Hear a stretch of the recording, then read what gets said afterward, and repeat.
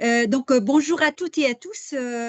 Soyez les bienvenus à cet atelier d'éclairage marketing positif, donc qui porte aujourd'hui sur le rôle des influenceurs dans l'orientation vers des comportements de consommation vertueux.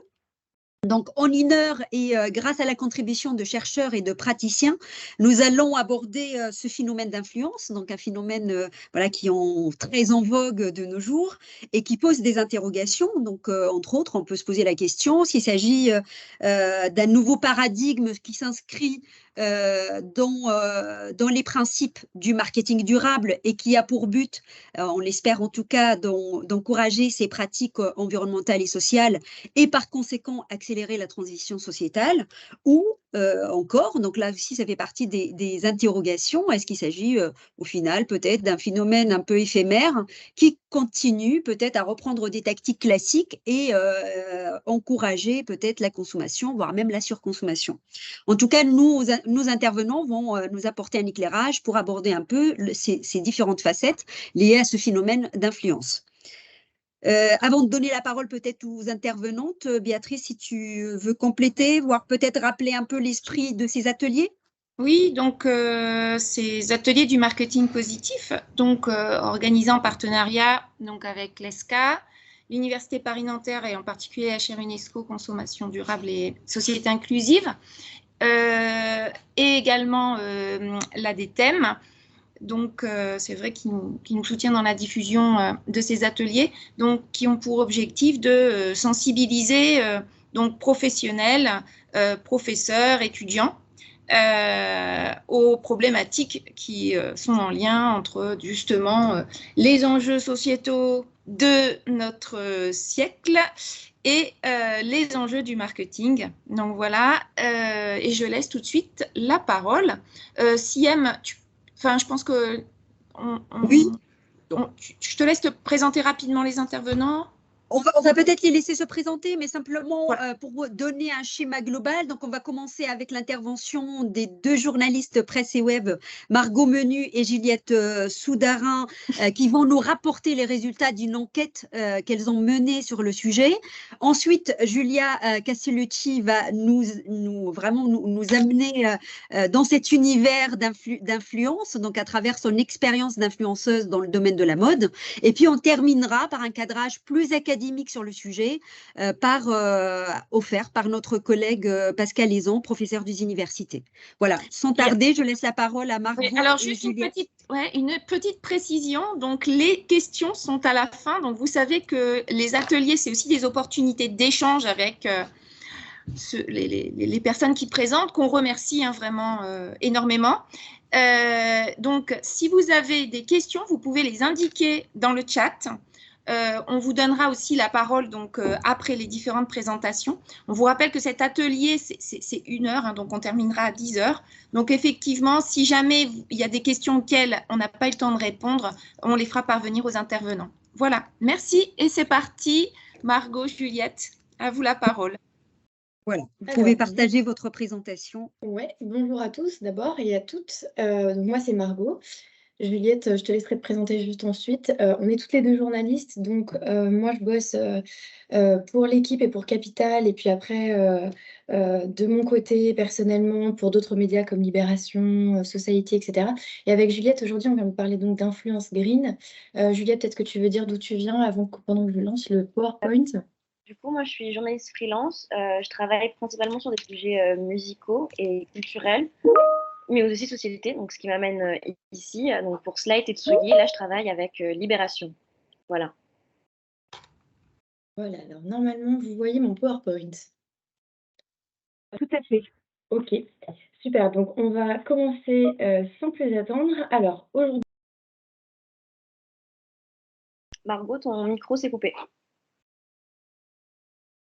Hop, vous m'entendez à nouveau? Oui. Oui. Super. Donc nous, on est parti d'un principe, c'est le nôtre, à savoir que nous, on est consommatrices toutes les 2 de seconde main et on a commencé à se poser des questions sur nos modes de consommation, à partir donc de ce constat que, il y a une émergence qui est flagrante, de l'influenceur dit green, éco-responsable sur les réseaux sociaux. En 2 mots, c'est une influence qui prône un type de consommation alternatif à la fast fashion. Le but étant de mieux consommer et dans un contexte où, vous comme moi, on est de plus en plus poussés à réfléchir à notre consommation, notamment en raison du dérèglement climatique et cetera, je ne vais pas vous refaire le film. On s'est demandé si, ces films auto Ah, ton micro, Margot, de nouveau. vous m'entendez? Oui, c'est bon là. Là, Ah, non. c'est bon. Je sais pas pourquoi il se coupe. Vous m'entendez? Là, oui. Oui, oui, allez-y, continuez. D'accord. On s'est demandé donc, pardon, si ces figures des réseaux green, déjà elles étaient vraiment, en quoi elles pouvaient, faire bouger les lignes, est-ce qu'il n'y avait pas, des choses à améliorer? Comment on pouvait, aider à changer les paradigmes grâce à ces influenceurs? Et puis on s'est demandé si finalement aussi acheter de la seconde main en très grande quantité, c'était pas, également une façon de perpétuer nos anciennes habitudes d'achat, une manière un peu de se déculpabiliser, en renouvelant sa garde-robe tous les étés, toutes les saisons en visant la seconde main. Donc je laisse, Juliette vous expliquer un peu l'avènement de cette influence sur les réseaux sociaux et puis ensuite on abordera concrètement, les résultats de cette influence. Donc le boom de l'influence green, on peut le situer autour de 2021 et ça a été beaucoup aidé par le confinement et la crise sanitaire, tout simplement parce qu'il y a beaucoup de jeunes qui sont rentrés à la campagne chez leurs parents.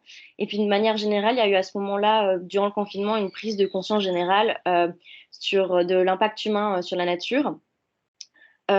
Aussi, le confinement, ça veut dire quoi? Ça veut dire avoir du temps, s'ennuyer. Donc, du coup, il y a pas mal de jeunes qui ont passé du temps dans l'armoire de leurs parents, voire leurs grands-parents. Donc, à ce moment-là, sur les réseaux sociaux, on a pu voir beaucoup de do it yourself, donc c'est-à-dire comment dire, des tutos couture, de remise au goût du jour de vêtements vintage, de seconde main, en tout cas trouvés dans l'armoire de leurs parents pour les mettre au goût de notre époque. Et aussi, s'ennuyer, ça veut dire aussi passer du temps sur son téléphone. Et donc là, à ce moment-là, on a vu sur TikTok une nouvelle tranche d'âge arriver, les 13-31 ans. Et donc, c'est des gens qui ont un pouvoir d'achat et des idées un peu politiques. Donc, à ce moment-là aussi, il y a les influenceurs qui étaient ces personnes-là qui faisaient des tutos, des DIY sur YouTube, sur Instagram, qui ont migré sur TikTok. Et puis ensuite, confinement, ça veut dire aussi ne plus pouvoir consommer en boutique. Donc, il y a eu un des chiffres très parlants, c'est-à-dire que Vinted, à ce moment-là, ça a été un peu. Il y a eu un boom, quoi. Et aujourd'hui, il y a 23 millions d'utilisateurs rien qu'en France sur Vinted et 80 millions à travers le monde. Donc, globalement, pour résumer un peu cette première partie, c'est que avec le confinement, consommer vieux, consommer seconde main, c'est devenu cool, c'est devenu trendy. Voilà pour cette première partie. Voilà, donc ensuite, concrètement, les effets de cette influence, comment ça se traduit? D'abord du côté de l'influence, du côté, des influenceurs. Donc il y a une dualité entre, se professionnaliser, faire de sa passion, de son partage un métier et les conséquences que ça a. Alors, passer d'une activité personnelle à une activité professionnelle, ça veut dire du coup, répondre à des critères et se conformer à des critères, des plateformes, des réseaux sociaux, donc suivre les règles des algorithmes. Les algorithmes aujourd'hui, c'est, mettre en avant les gens, qui font beaucoup de contenu, qui sont extrêmement présents, sur les plateformes. Pour vous donner un exemple, par exemple, sur TikTok, il faut poster entre, 3 et 5 vidéos, par jour pour avoir l'occasion d'être largement publier, de toucher un public, large, voilà. Donc beaucoup de postes, ça veut dire avoir une grosse capacité de travail, mais aussi, prôner donc, non pas la tempérance, mais quelque chose d'un peu, de la profusion. Ce qui rentre un petit peu, donc en paradoxe avec l'idée même, de la seconde main qui est plutôt, de la cool consommation. Donc voilà, on a aussi ce phénomène de scroller énormément. Quand on est sur les réseaux sociaux, on scrolle beaucoup. Donc on est constamment en demande de nouveautés. Et de certaines manières, les influenceurs ont dû aussi se conformer à cette demande-là. À la base, l'influence green, c'est une influence de niche. Ça veut dire que c'est des communautés qui se fédèrent autour d'une idée, une idée politique, une idée écologiste. Donc, c'est des communautés qui ont un fort engagement. Qui dit fort engagement, dit des micro-influenceurs au sein même de ces communautés, euh, qui vont eux-mêmes relayer les messages entre eux. Donc en fait, on a vraiment des grappes d'influenceurs qui se forment, des communautés qui sont finalement extrêmement engagées et donc par conséquent qui forment un attrait pour les marques et les agences, puisque les influenceurs sont, Julia vous le racontera plus tard, très souvent travaillent avec des agences d'influence qui les drivent, qui les aident à travailler, qui leur trouvent des partenariats. Et donc voilà, le fait de devenir green, en fait, ça devient un argument marketing pour les agences et pour les marques. Il y a de plus en plus de marques, par exemple de luxe, qui font appel à des influenceurs de seconde main, ce qui, encore une fois, est assez paradoxal. On voit, par exemple, on a vu Maouit Saint-Denis ou Roby Pigeon, qui sont des influenceuses qui ont vraiment pignon sur rue, des influenceuses éco-responsables, et qui ont été invitées sur les tapis rouges. Voilà, donc c'est du jamais vu. Donc voilà, on a quand même ces deux phénomènes, le grossissement d'une communauté extrêmement engagée et en parallèle, les agences et les marques qui mettent un peu le grappin sur ces personnes qui se professionnalisent. Pour donner, Voilà. pour donner un exemple, par exemple, Adecrou, sur le site enfin, c'est une agence d'influenceurs. Sur son site, il y a vraiment une page influenceur green. Donc, on voit vraiment que c'est quelque chose, un argument marketing. Du coup, concrètement, qu'est-ce que ça veut dire du côté des communautés? Donc, nous, on a vu que acheter green, c'est aussi devenu un passe-temps plus qu'un mode d'action. Et ça, c'est aussi encouragé par le fait que Vinted devient vraiment une sorte de réseau social, c'est addictif. On a eu des témoignages de personnes qui passent au lieu de scroller des heures sur TikTok ou encore Instagram, scrollent des heures sur Vinted en likant, en sélectionnant, etc. Et puis le Vinted aussi procure un sentiment on se déculpabilise. C'est-à-dire que on a eu le témoignage d'une jeune fille qui avait là pour habitude avant de consommer en fast fashion, qui s'est mise à consommer sur Vinted et qui disait bah là, il n'y a pas d'impact. J'ai l'impression de ne pas avoir d'impact sur la planète, donc ça me déculpabilise, donc je consomme beaucoup plus, effectivement. Et puis il y a aussi le slogan de Vinted qui est si tu n'utilises pas, vends-le. Donc en fait, il y a cette idée que de toute manière, si on achète quelque chose sur Vinted et qu'on ne le veut pas, bah, on pourra toujours le revendre par la suite. Du côté du terrain, qu'est-ce que ça veut dire? On a parlé avec des associations, notamment la directrice générale d'Emmaüs France. La directrice générale d'Emmaüs France regrette justement l'impact de Vinted parce que depuis quelques années, elle observe une baisse de la qualité des dons en raison notamment de Vinted parce que les gens ne donnent plus leur crème, c'est-à-dire les vêtements de très bonne facture, de très bonne qualité. Ils préfèrent les vendre d'abord en premier lieu et du coup, l'association se retrouve avec les restes, quoi, donc les vêtements qui ne peuvent pas être vendus. Et puis le deuxième élément, c'est aussi l'ultra fast fashion avec des enseignes comme Shein et qui produisent des vêtements qui sont encore de plus mauvaise facture que par exemple H&M. La directrice générale d'Emmaüs me disait H&M c'est presque bien à côté. Donc en fait, concrètement, ça donne quoi? Ça donne que avant, sur 100 tonnes de produits, Emmaüs réutilisait 60% et 40% allait au recyclage et aux déchets. Aujourd'hui, c'est l'inverse. Donc voilà.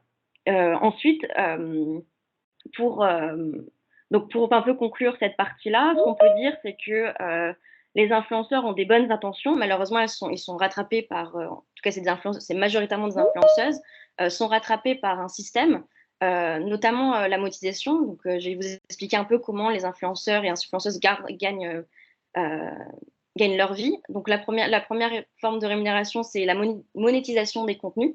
Donc, c'est-à-dire qu'ils vont être monétisés en fonction des vues qu'il y a sur les contenus. Donc, il faut produire des contenus qui vont être intéressants et aussi produire beaucoup. Ensuite, il y a aussi des influenceurs qui ont des activités parallèles, comme Julia, qui a une boutique en ligne et sur Vinted. Donc, elle se lève le matin pour aller très tôt, pour aller chiner des vêtements et ensuite les remettre sur sa boutique.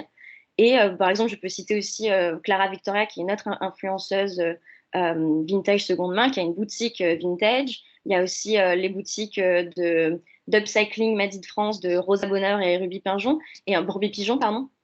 Et donc ensuite, les influenceuses vont promouvoir cette activité sur les réseaux sociaux. Et puis ensuite, il y a effectivement les partenariats et où là, nous, on a observé quelques problèmes. Margot, ton micro, pardon. Ok. Alors, oui, donc les partenariats, je ne sais pas si vous en avez effectivement déjà parlé. Ici, comme je le disais tout à l'heure, c'est le rôle vraiment des agences qui s'occupent de leur talent. Donc, leur rôle, c'est de vraiment mettre leur talent, donc les influenceurs éco-responsables en lien, éco-responsables ou non d'ailleurs, en lien avec des marques. Et c'est également leur rôle de vérifier le contenu des marques, leur discours, à savoir est-ce qu'elles sont vraiment éco-responsables, qu'est-ce qu'elles vendent, de quelle facture sont les produits, où est-ce qu'ils sont produits, etc. Nous, dans les faits, sur le terrain, on a remarqué que ces vérifications n'étaient pas toujours efficace. Alors, est-ce que c'est un problème d'hypocrisie? On regarde pas trop et puis on dit que c'est bon. Nous, on a quand même observé qu'il y a beaucoup un défaut de formation, en fait. On vérifie sur internet rapidement et puis il y a marqué éco-responsable au green et puis ça nous va, on va pas chercher plus loin.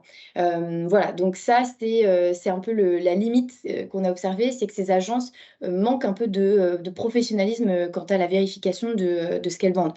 Je vais vous parler très rapidement de l'affaire Magali Berda, donc la papesse des réseaux sociaux, de la télé-réalité, qui donc, comme vous en avez peut-être déjà entendu, a subi un déferlement après la révélation du dropshipping, donc le fait de vendre des produits à très haut prix alors qu'ils sont achetés à très bas prix en Chine, etc.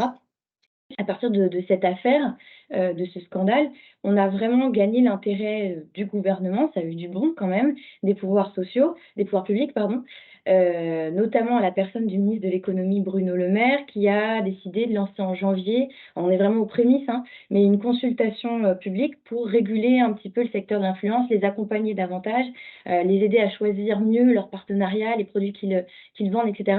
Le but étant de créer un code de la bonne conduite. Alors, voilà, comme je dis, on est encore vraiment aux prémices, mais l'idée, c'est de donner une sorte de Nutri-Score, à l'influenceur, si vous voulez, une note, pour savoir, voilà, si je me réfère à cet influenceur, est-ce que vraiment je peux lui faire confiance? Est-ce que vraiment ce qu'il me vend, en tout cas ce qu'il me propose d'acheter, c'est éco-responsable? Voilà, le but, c'est vraiment de réguler un petit peu, tout ce cafouillis. Voilà. De son côté, il y a aussi l'ARPP, l'Autorité de régulation professionnelle de la publicité, qui a mis en place un certificat de l'influence responsable. Donc en fait, il y a une formation de 3 heures, de 3 heures et 30 minutes à suivre. Et on doit ensuite, l'influenceur qui souhaite avoir ce certificat doit répondre à des questions pendant 20 minutes. Et s'il a 75% de réponses justes, il décroche le certificat. Donc vraiment, on est encore aux prémices. Nous, on trouve que c'est pas forcément suffisant et on questionne un peu cette formation de 3 heures seulement pour avoir justement ce gage de qualité. Donc, je vous laisse, Margot, partager nos pistes de réflexion. Alors nos pistes de réflexion, je pense que, on On en est on unis aurait tous deux, Margot, si vous pouvez. c'est la fin, voilà. On est Bah, sur le super. journalisme de solution.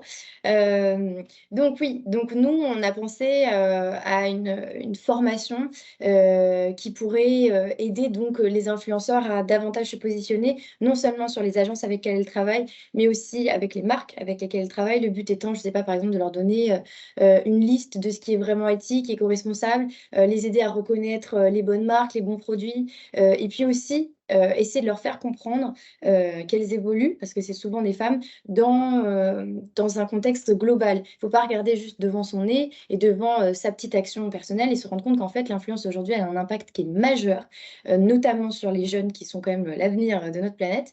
Et donc, leur faire penser à l'industrie un peu dans leur ensemble, leur apprendre à réfléchir à un tout, à un nouveau modèle de consommation. Alors, à minima, un modèle plus raisonnable et au mieux, une consommation au moins plus raisonnable. Voilà. Dans cette réflexion aussi le luxe qui semble être un peu l'angle mort de cette influence. C'est-à-dire que le luxe est toujours bien perçu, alors qu'il y a quand même, là ça commence à émerger dans le luxe, mais un questionnement sur toutes les fashion week qu'il y a, toutes les saisons, les renouvellements de garde-robe qui sont quand même très, très, très fréquentes. Voilà, pour conclure. Merci Si vous avez des beaucoup. questions, parce qu'on a essayé d'aller vite, on a sûrement oublié un certain nombre d'éléments, mais voilà, n'hésitez pas à la C'est pas un fin. problème, oui. Effectivement, on peut revenir là-dessus. Les participants peuvent revenir là-dessus à la fin des présentations. Donc, on va passer tout de suite la parole à Julia, donc une influenceuse qui va du coup nous donner son propre témoignage autour de cet univers d'influence. Voilà, c'est Bonjour. à vous. Alors, je partage mon écran. J'espère que ça va.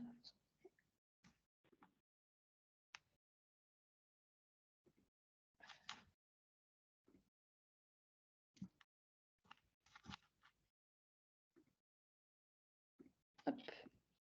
Vous me dites si c'est bon. Pas encore.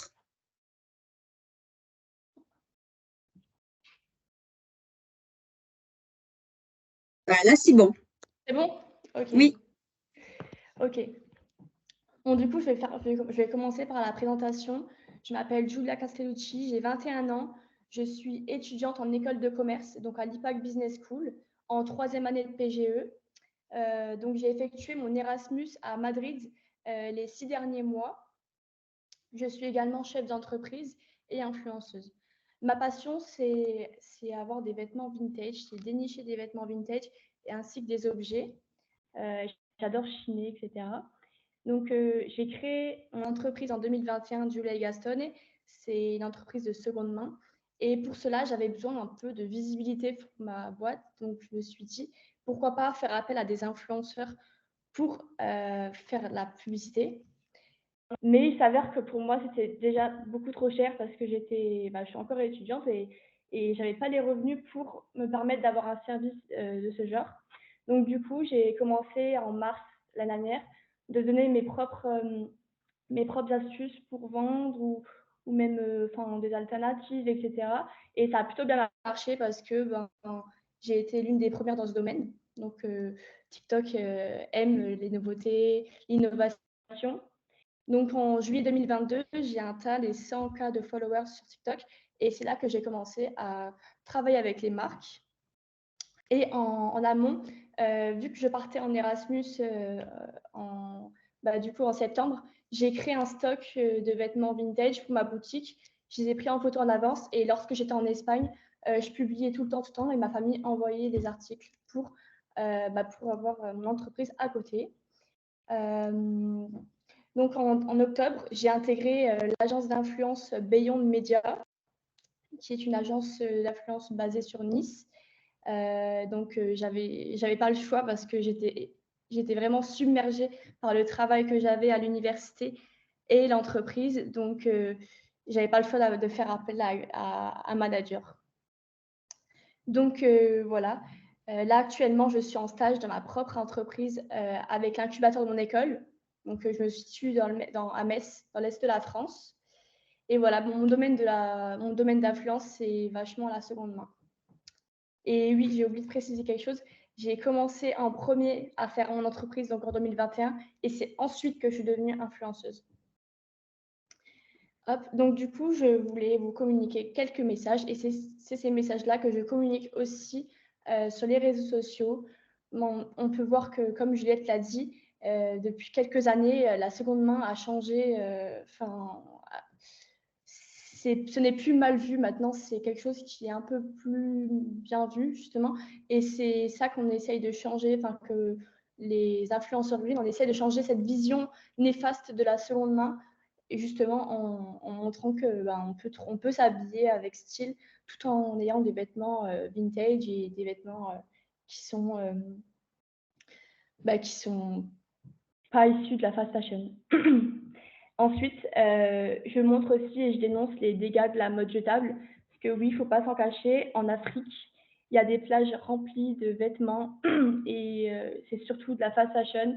Donc justement, nous, on est là pour montrer que si on revend les vêtements, on peut limiter ces causes, quoi. En tout cas, on le fait à notre échelle.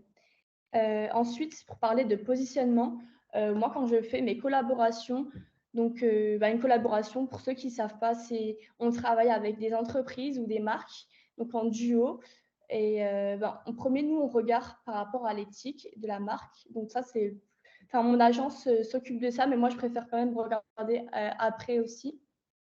Donc, si les informations sont correctes, le lieu de la fabrication, moi, je préfère franchement l'Europe, la France ou l'Europe, pas autre part. Et avec les marques avec qui j'ai collaboré avec Chlorane, avec Vox, qui est une application de shopping en live de vêtements vintage, Manucuriste, qui est une marque de vernis vegan, et Minuit sur Terre, qui sont des chaussures créées à partir de peaux de pommes enfin, je crois que c'est des pommes de terre et des fruits, quoi. Voilà. Et voici, voilà. Merci de m'avoir écouté. Eh bien, c'est très bien. Du coup, Julia, je pense qu'il y aura des questions ensuite. Donc, c'est très bien pour la présentation. On va tout de suite enchaîner avec l'intervention de Pascal Izon, qui va nous apporter effectivement son éclairage plus académique sur le sujet, puisqu'elle mène des recherches sur ce sujet-là. Donc, Pascal, je vais essayer de projeter ta présentation. Je veux bien, Siam. Bonjour à tous. Alors, en attendant que... Est-ce que vous la voyez? Voilà, donc juste un tout petit mot par rapport à mon parcours. Donc, je suis Pascal Izon, je suis professeure des universités à l'Université Le Havre Normandie. Et en fait, je coordonne 2 projets ANR sur les réseaux sociaux et les mécanismes d'influence, notamment autour de l'alimentation saine et durable. Et en fait, ce qu'on voit au niveau des influenceurs, c'est qu'il y a 2 orientations concernant l'alimentation saine et durable. Il y a une première orientation où les influenceurs vont adopter une orientation un peu auto-centrée, c'est-à-dire qu'ils vont partir de leurs propres pratiques alimentaires et ils vont montrer que ces pratiques sont bonnes pour la santé et par ricochet pour la santé de la planète. Voilà. Et puis, vous allez avoir des influenceurs qui sont plus dans une logique, je dirais, éco-responsable, avec notamment une approche plus altruiste, qui vont partir de la santé de la planète. Comment est-ce que, au travers de ces pratiques, on peut protéger la planète, et qui ensuite vont montrer que si on protège la planète, eh bien, on peut aussi préserver sa santé et son bien-être. Voilà. Donc, par rapport à ça, en fait, qu'est-ce que nous dit la littérature académique? On voit très clairement une montée en puissance des travaux sur le sujet. Il y a un intérêt particulier des chercheurs. Et ce qu'on voit, c'est que les influenceurs sont maintenant considérés comme des nouvelles figures d'autorité pour promouvoir une consommation responsable. Et que leur légitimité tient en fait à 4 piliers. Alors, je ne vais pas forcément détailler ici, mais en fait, on considère que les influenceurs, eh bien, ce sont des personnes crédibles. Voilà, contrairement à ce que, par exemple, aux marques ou aux responsables marketing. Ce sont des gens qui véhiculent une certaine authenticité par la spontanéité de leur discours, puisque à la base, ce sont en fait des amateurs qui veulent partager un certain nombre de points de vue envers leurs followers.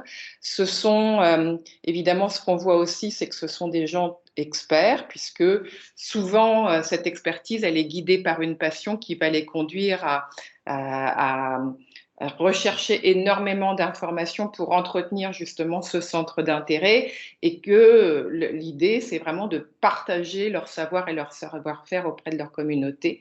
Et puis, leur légitimité tient au fait que justement, par rapport à ces notions de crédibilité, authenticité, expertise, ce sont des gens en qui on peut avoir confiance, parce qu'ils ils ont un discours partisan, mais qui n'est au départ pas alimenté par ce côté un peu commercial ou marketing qu'on voit poindre évidemment dans une communication des marques.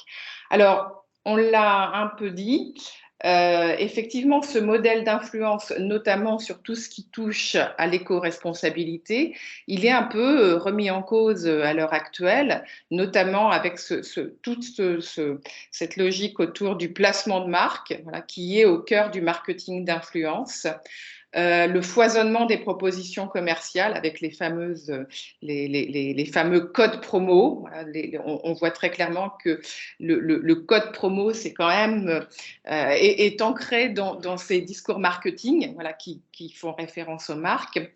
On l'a signalé, hein, Margot l'a dit, cette nécessaire visibilité des postes, voilà, qui oblige à prendre la parole sans arrêt, à entretenir des relations ténue avec sa communauté, et puis des influenceurs qui s'approprient complètement les discours marketing avec des logiques de communication persuasive, un engagement des abonnés, voilà, qui est évidemment un facteur de monétisation des contenus. Plus les abonnés s'engagent, plus on les incite à prendre la parole, et voilà, plus l'influenceur est visible, mieux il est rétribué, etc. Et puis, vraiment cette idée que, au départ, les influenceurs, si on pouvait considérer que c'était des amateurs, voilà, on parle encore de micro-influenceurs, on voit très clairement poindre une professionnalisation de l'influence, avec notamment voilà, la consultation citoyenne qui a été lancée voilà, par le ministre de l'économie, Margot l'a dit, et puis toute cette demande de régulation du secteur. Juste, Siam, si tu peux revenir.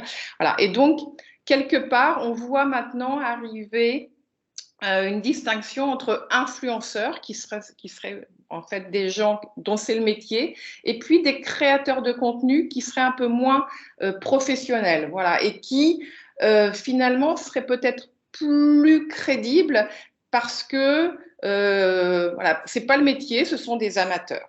Donc, à vérifier, mais voilà, et on sent poindre une distinction entre des influenceurs et puis des créateurs de contenu.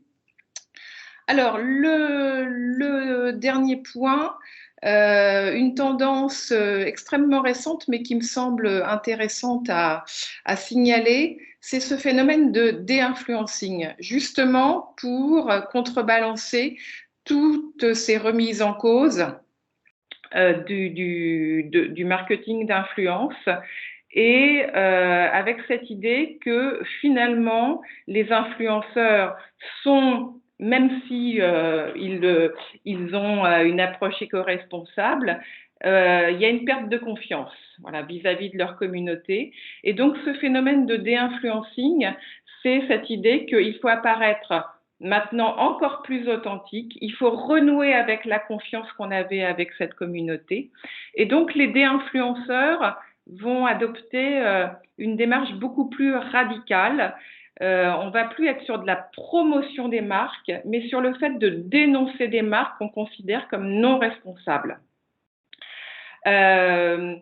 Les dé-influenceurs vont encourager à ne pas acheter des produits qui leur paraissent pas bons pour la planète, et puis vont susciter un certain nombre de discours qui visent à résister à la société de consommation. Voilà. Donc, une incitation à repenser ces pratiques autour de la société de consommation, avec justement un regard critique, voilà, sur sa propre consommation. Quand on regarde ce qui se passe sur TikTok, les dé-influenceurs vont avoir vraiment un regard critique sur leur propre consommation et vont inciter les autres consommateurs à avoir cette logique de réflexivité pour repenser son mode de consommation. Donc, alors, ce sont évidemment des influenceurs. Voilà, je pense qu'on ne peut pas dire que voilà, il faut les mettre dans ce cadre d'influence, mais quelque part, on est dans une autre logique, voilà, par rapport aux influenceurs.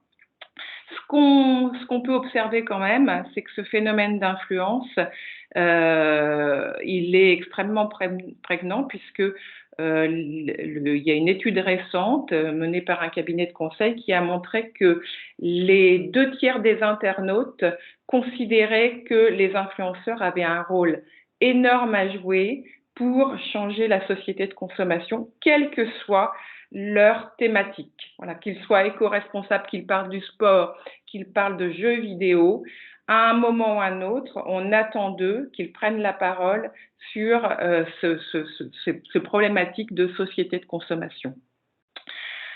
Voilà, j'en ai terminé. Évidemment, je suis à votre disposition pour répondre aux questions. Merci beaucoup, Pascal. Merci à toutes les intervenantes. Bah, c'est très bien, on est parfait en termes de timing. On a même une bonne vingtaine de minutes du coup pour échanger. Donc voilà, la parole est donnée aux participants en priorité. Béatrice, si tu veux peut-être prendre les questions. Bah, il y a Cindy, je vois, oui. Donc merci, c'était très intéressant avec beaucoup de regroupements. Alors juste une petite remarque, on se rend compte que, alors nous on travaille aussi beaucoup là-dessus, c'est l'illusion de la connaissance, le fait qu'on doit avoir une formation, mais est-ce que vraiment on sait ce qu'on sait, hein? Ça c'est une thématique en plus qu'on travaille beaucoup à Nanterre sur l'ignorance, et effectivement quelquefois on est convaincu qu'on sait et finalement on ne va pas solliciter une formation parce que on ne la sent pas forcément nécessaire. Donc, je pense que ça a été aussi voilà, un petit peu un point transverse de toutes les interventions. Alors oui, première question, Cindy. C'est une question pour Pascal. Par rapport aux influenceurs, tu as parlé qu'il y en avait qui étaient égocentrés et d'autres plus altruistes. As-tu une proportion à nous communiquer? Absolument pas, puisque c'est une recherche en cours. Voilà. D'accord. Ben, bon. Mais voilà, c'est une tendance lourde qu'on voit poindre. Voilà. Mais maintenant, effectivement, c'est très compliqué sur le net de quantifier ça. Voilà. Mais voilà, moi, à la base, en fait, j'étais partie sur des influenceurs qui prenaient la parole pour leur propre santé. Hein, et qui montraient en fait voilà, des pratiques, des recettes, etc. Et qui justement commençaient à plus manger de viande, à promouvoir le végétal, etc. Et puis je me suis aperçue qu'il y avait une démarche inverse. Voilà. Donc difficilement quantifiable. On est en train de faire une recherche computationnelle là, avec des collègues en sociologie du numérique pour essayer de quantifier tout ça. Merci. Cindy, tu peux peut-être prendre la parole pour ta deuxième question. N'hésitez pas à mettre vos questions dans le chat. Cindy, est-ce que tu... Oui. Ah. Je ne sais pas si ça marche au niveau du son, sinon je vais poser directement. Oui, on va enchaîner, oui. Oui, Tu peux enchaîner peut-être avec la question de Cindy, on prendra une autre, oui, il y en a d'autres qui arrivent. Alors, les créateurs de contenu ne sont-ils pas amenés à devenir des influenceurs? C'est vrai que, bon, tu l'as évoqué, Pascal, surtout s'ils sont repérés par les marques et les agences. En fait, quelque part, tu as, et lors de la préparation de cette table ronde, tu l'avais bien souligné, cette espèce de yin et de yang, en fait, voilà. Donc, voilà, je te laisse la parole. Oui, en fait, effectivement, quand on regarde ce qui se passe au niveau des influenceurs, il y a des tentatives de les discriminer selon le nombre d'abonnés. Ce qu'on voit, je crois que c'est Margot aussi qui l'a dit, c'est que de plus en plus, les micro-influenceurs sont sollicités par les marques justement parce qu'ils ont des discours plus authentiques, ils sont moins vus comme des professionnels de l'influence. Mais le problème, c'est que l'influence maintenant est très connotée marketing d'influence avec ce phénomène de professionnalisation, l'arrivée des agences, etc. Et que surtout quand on est jeune, on a envie aussi de prendre la parole sans forcément avoir ce côté professionnel. Voilà. Et ce qui prévalait dans l'esprit du net, c'était le côté justement amateur. Voilà, la petite vidéo qu'on faisait pour partager une passion. Et donc, on voit quand même que ces créateurs de contenu, ils ont envie de rester dans cette logique-là parce qu'ils n'ont pas envie d'en faire un métier. Maintenant, c'est très compliqué quand même parce que quand on interroge des jeunes, le métier d'influenceur, il est quand même très, très séduisant. Voilà. Donc, à terme, effectivement, est-ce que cette dichotomie qui commence à s'installer sur création de contenu, influence, ça va continuer? Je pense que c'est quand même très compliqué quand on est jeune de résister à l'appel des marques. Voilà. Et à la monétisation des contenus. Ouais. Juliette, vous voulez compléter peut-être? Petite information. Quand on interroge maintenant les enfants entre 4 et 6 ans, le métier qu'ils souhaitent faire, c'est influenceur. Je vais d'abord laisser la parole à Margot. Margot a demandé la parole avant moi. On aura la même idée. Donc... Alors, peut-être qu'on va dire la même chose. Il y a quand même effectivement cette idée du créateur de contenu VS l'influenceur. Aujourd'hui, on a beaucoup d'influenceurs, notamment à cause de l'affaire dont je vous ai parlé, l'affaire du dropshipping de la télé-réalité, qui ne s'appellent plus entre eux influenceurs, mais créateurs de contenu, y compris des gens qui touchent les sommets, hein, qui ont des millions d'abonnés. Pourquoi? Parce que créateur de contenu, ça évoque davantage la création, l'art, en fait, le fait de créer de la vidéo. Et ce qui est paradoxal, c'est qu'on veut toujours des influenceurs qu'on appelle relatable, c'est-à-dire auxquels on peut, en gros, la grande sœur, le copain qui nous conseille quelque chose, auquel on peut se comparer. Et à côté de ça, la demande est grandissante sur du contenu professionnel, donc de la bonne qualité, des vidéos qui sont qualitatives, qui sont tournées avec des caméras qui coûtent extrêmement cher. C'est ça le problème, c'est qu'on a tellement aujourd'hui d'influenceurs qui existent sur Internet qu'il faut se démarquer. Et on se démarque souvent avec des productions qui sont de plus en plus produites, etc. etc. C'est ça. Et je voulais juste rajouter un point sur la déinfluence. Ce qu'on voit aussi poindre aujourd'hui, c'est que même ces déinfluenceurs qui à la base sont venus, comme d'ailleurs Julia hein, le fait, hein, dans certaines de ses vidéos, elle vous en parlera, elle explique qu'il ne faut pas aller chez Zara, qu'il ne faut pas aller chez H&M, que c'est pas bien consommer que d'aller acheter là-bas. À côté, souvent, on propose une alternative. Donc, quelque part, c'est quand même achetez pas là, achetez là. Donc, c'est bien. Et en même temps, il faut encore faire attention parce qu'il y a des gens qui le font, ben, c'est toujours pareil, dans une vraie idée d'accompagner les consommateurs vers une meilleure consommation. Et puis, par exemple, aux États-Unis, ça se fait énormément de descendre un copain influenceur ou une marque pour pouvoir en promouvoir une autre qui n'est pas nécessairement meilleure. Donc, il faut vraiment faire attention à ces influenceurs. Voilà, c'était juste cette petite ajout. Je voulais Toujours pas. Oui, pardon, Juliette, oui. ajouter un point aussi pour vraiment dire que les influenceurs se sont imposés aux marques. Parce qu'on l'observe dans les chiffres, les jeunes en fait ne regardent plus la télévision. Enfin, c'est vraiment sur les réseaux sociaux qui sont actifs et même s'informent. Donc du coup, en fait, la publicité, il n'y a plus d'intérêt vraiment comment dire, oui, de faire la publicité à la télévision pour toucher les jeunes. La publicité se fait sur Internet. Et vraiment, même encore dans cette idée, on le voit aussi, donc comme on l'a dit avec le luxe, c'est vraiment les influenceurs se sont imposés aux marques et pour toucher justement un public plus jeune. Voilà, c'était vraiment un petit ajout que je voulais faire. Peut-être que Julia, tu veux réagir? Mais peut-être je donne la deuxième. Il y a effectivement un autre volet des questions auxquelles effectivement Julia peut intervenir, notamment sur cette ligne fine finalement sur l'effet d'influence. À partir, il y a parfois peut-être des contenus qui sont proposés sans qu'on peut-être le récepteur ne voit clairement qu'il y a il y a l'idée d'influencer derrière. Et puis il y a l'aspect rémunération effectivement et les motivations bien évidemment matérielles. Donc il y a Théo qui évoquait effectivement à partir la frontière, la question de frontière entre la recommandation honnête et la recommandation qui est faite car rémunérée et souvent il indique que c'est c'est vraiment cette limite elle est très fine et à un moment donné peut-être le récepteur peut être un peu confus et dans le même sens comme ça on regroupe deux questions. Il y a Adam aussi qui pose la question de l'efficacité des influenceurs, c'est-à-dire comment peuvent-ils être convaincants pour encourager à adopter les comportements responsables. Et du coup Julia peut-être pourra nous rapporter quelques éléments notamment à partir de votre propre expérience.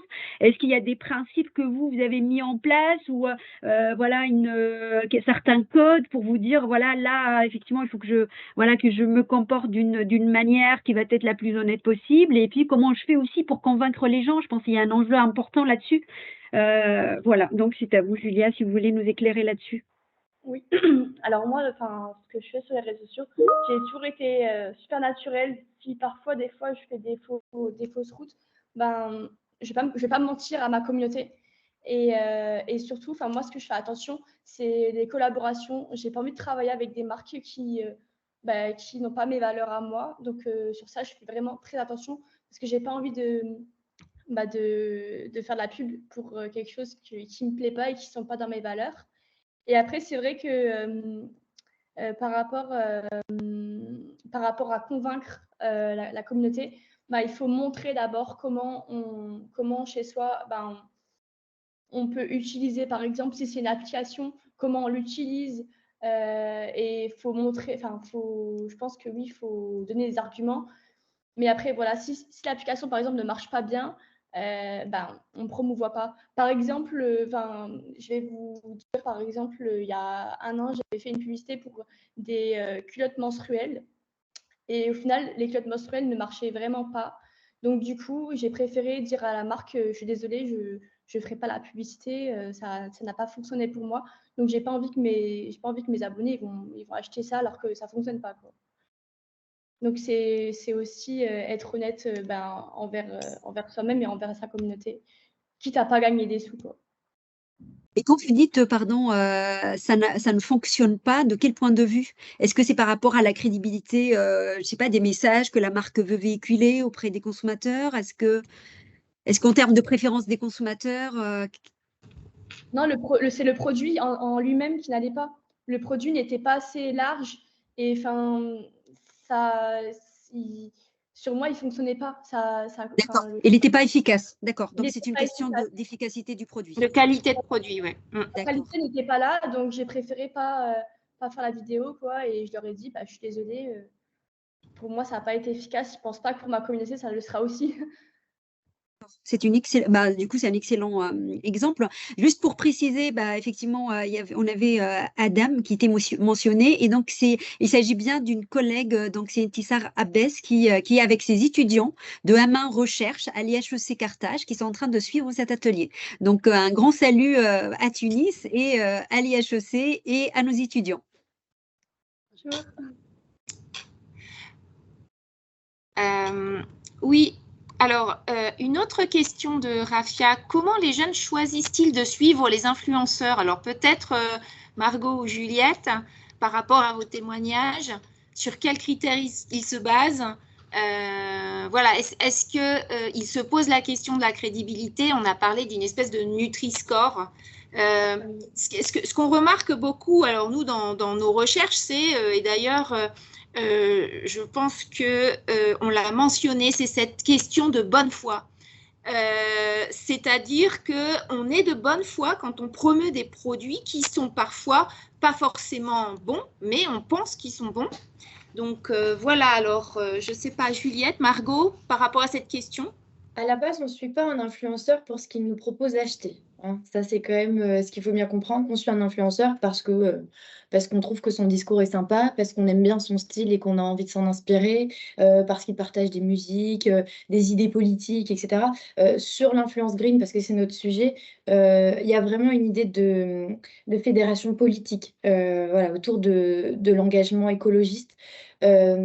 Donc, par là même, quand un influenceur green propose à sa communauté d'acheter, par exemple, des culottes menstruelles pour ne plus avoir acheté des protections hygiéniques jetables, ça peut effectivement être intéressant. Donc, on suit un influenceur d'abord pour ses idées, aussi pour son style et voilà, le côté esthétique, et puis pour ce qu'il peut. Ensuite, en dernier point, pour ce qu'il peut nous apporter pour changer, nous, nos modes de vie, avec des astuces, du recyclage, des marques qui nous aideront à moins polluer, etc. Mais ça, c'est quand même un volet qui arrive en second plan. En premier plan, on a envie d'avoir quelqu'un qui nous ressemble, à qui on fait confiance, qui a l'air sympa, voilà. Et c'est tout l'enjeu de l'influenceur, c'est d'avoir l'air proche de vous. Ce que les influenceurs qui prennent de plus en plus de communautés, de plus en plus d'abonnés, arrivent de moins en moins. C'est difficile de cacher qu'on vit dans un 800 mètres carrés dans Paris et qu'on porte du Prada toute la journée. Je pense par exemple à une Léna Situation, qui est l'influenceuse numéro 1 aujourd'hui en France. Elle perd en fait aujourd'hui, il y a quand même une décroissance d'un certain type de ses abonnés. Parce qu'on n'arrive plus à se dire, bah, elle me ressemble. On n'arrive plus à se dire, bah, moi aussi, je vais aller manger au Fouquet's tous les jours. Ça ne fonctionne plus. D'où le fait que certains influenceurs ont aussi ne veulent pas avoir une communauté qui grandit trop. Ils veulent rester autour des 100 000, 200 000 abonnés, grand maximum. C'est pas toujours une volonté en fait d'atteindre les sommets, parce qu'à la fin, on se rend compte que le taux d'engagement est souvent plus fort sur des influenceurs comme Julia que sur des influenceurs comme Léna Situation. Donc voilà, après, c'est un choix de positionnement. Est-ce que je veux toucher le plus grand nombre et donc avoir des cachets qui sont faramineux, ou alors toucher un nombre peut-être moins important, mais avoir un taux d'engagement plus fort, donc peut-être gagner autant d'argent ou en tout cas un salaire bien suffisant pour vivre. Je pense que Et c'est pour compléter ce que dit Margot, effectivement, le challenge des influenceurs, c'est de rester relatable. Donc, c'est-à-dire que arriver à ce que notre communauté continue à s'identifier à nous. Et c'est vrai que Léna Situation, comme le disait Margot, il y a eu pas mal de critiques qui sont venues à son encontre parce qu'elle continuait pendant un moment à avoir ce discours je suis pareil que vous, alors que non, c'est normal, son quotidien avait changé en raison de ses revenus, etc. Donc elle n'était plus relatable et elle ne pouvait pas faire comme si elle l'était toujours. Sa communauté ne va pas à la Fashion Week comme elle. Ne commande pas Uber Eats tous les jours parce qu'ils n'ont pas envie de cuisiner ou ne savent pas cuisiner.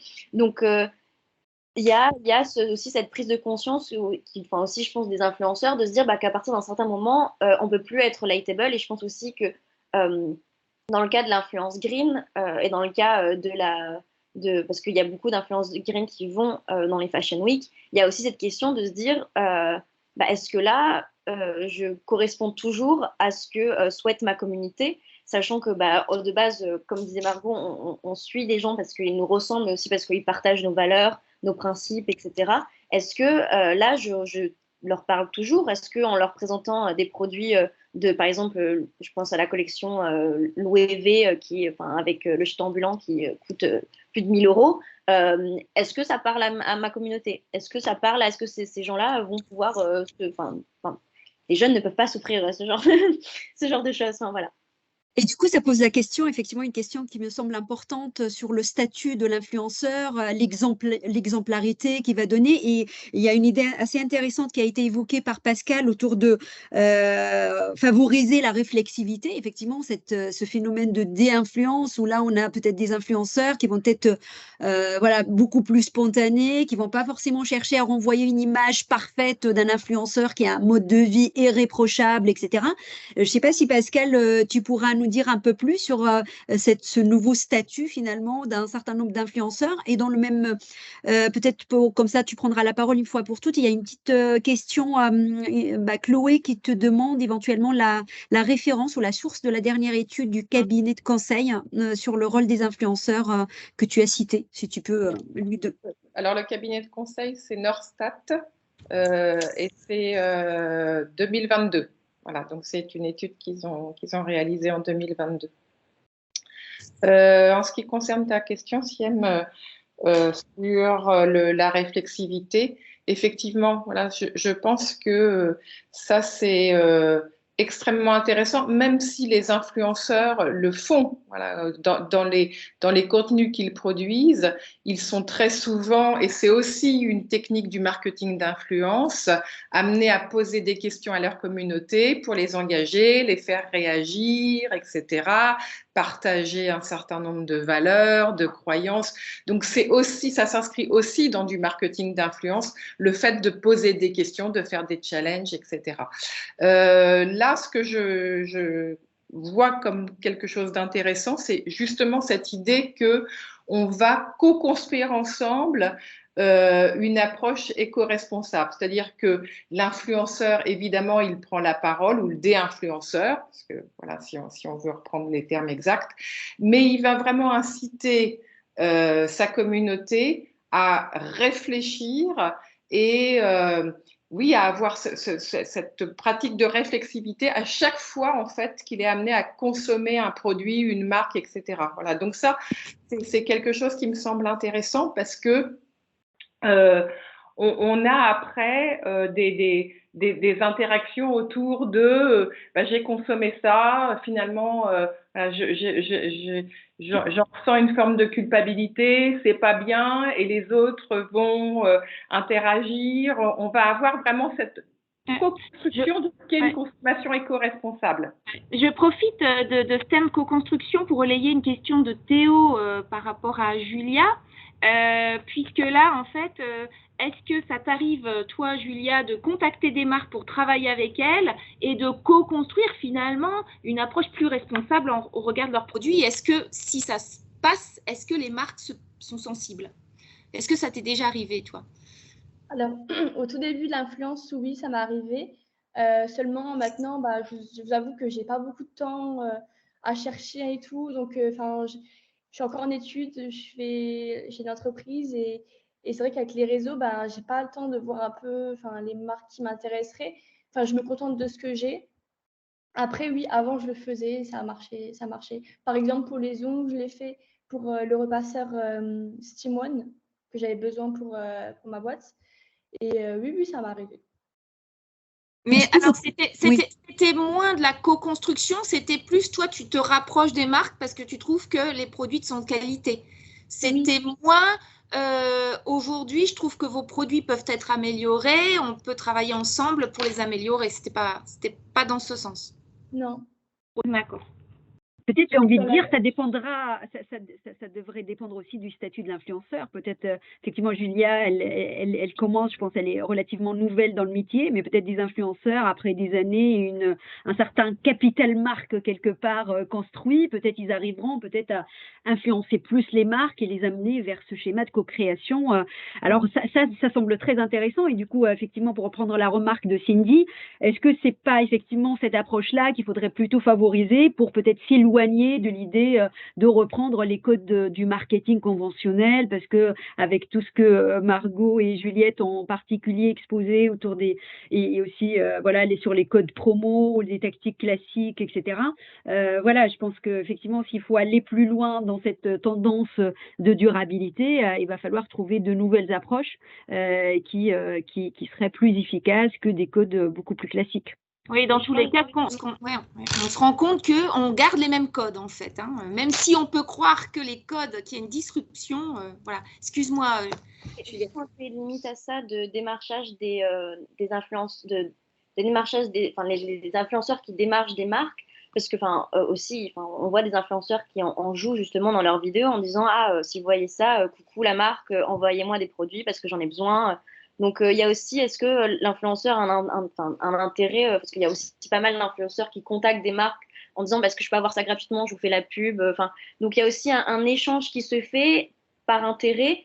Donc, pour moi, il y a un peu une limite à ce que vous venez de dire, à savoir est-ce que c'est fait de bonne foi en se disant j'ai envie de promouvoir un produit qui est de bonne qualité, que moi j'utilise au quotidien et qu'effectivement, j'ai vu, je m'y connais en composition, le produit est clean, etc., etc. Ou est-ce que c'est plus et si je pouvais avoir un truc un peu gratuitement ou promouvoir un truc que moi j'aime. Voilà, pour moi, il y a cette limite-là qui se pose. Ce qui est intéressant avec cette co-construction, si je peux me permettre, c'est qu'en fait, l'éco-influenceur, l'influenceur green, donc il apprend à sa communauté, en principe en tout cas, ce qui est bon, ce qui n'est pas bon, ce qu'il faut acheter, ce qu'il ne faut pas acheter. Et donc, on a des communautés de base qui sont des communautés assez engagées, déjà sensibilité sur le sujet, qui le deviennent encore plus. Donc, c'est peut-être sur ça aussi qu'on peut tabler, c'est-à-dire qu'on ne peut pas non plus flouer les gens, il ne faut pas prendre les gens pour une espèce de masse complètement idiote et incapable de réflexion. Au contraire, c'est des communautés qui sont aujourd'hui intéressées par la réflexion. Et donc, si on a un influenceur qui leur propose propose de réfléchir, il ne pourra pas dans l'avenir leur proposer quelque chose de complètement ridicule par rapport à leur premier discours. Donc on peut essayer de se dire quand même, bon, il y a de l'espoir parce que les gens sont de plus en plus sensibilisés et donc aussi de plus en plus difficiles. On peut de moins en moins leur faire gober tout un tas de choses depuis tous les scandales qu'il y a eu sur le dropshipping, etc. Les gens se rebellent, les gens sont plus d'accord pour qu'on leur vende n'importe quoi, vont vérifier. Il y a quand même une culture, notamment sur Twitter, du trolling. Donc c'est des gens qui vont bâcher, qui vont être méchants, qui vont chercher la petite bête, etc. Donc c'est une culture qui est vraiment plutôt désagréable, mais qui permet parfois de mettre en lumière des discours problématiques. Voilà, donc on affûte quand même aussi la réflexion des gens et ça, c'est intéressant. Bien, on arrive à la fin de notre atelier. Peut-être un mot de conclusion. Je ne sais pas, Pascal, si tu voudrais dire un mot ou une autre intervenante.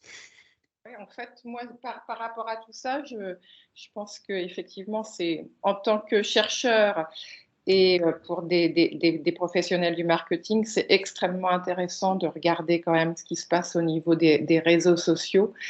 Notamment pour revisiter aussi notre définition de ce qu'est une consommation responsable. Voilà, moi, je pense que avec toutes ces interactions, ces phénomènes d'engagement, de désengagement, etc., plutôt que de partir d'une définition a priori de la consommation responsable, je pense qu'il faut aller voir sur les réseaux sociaux comment se redéfinit la consommation responsable via les pratiques de l'influence.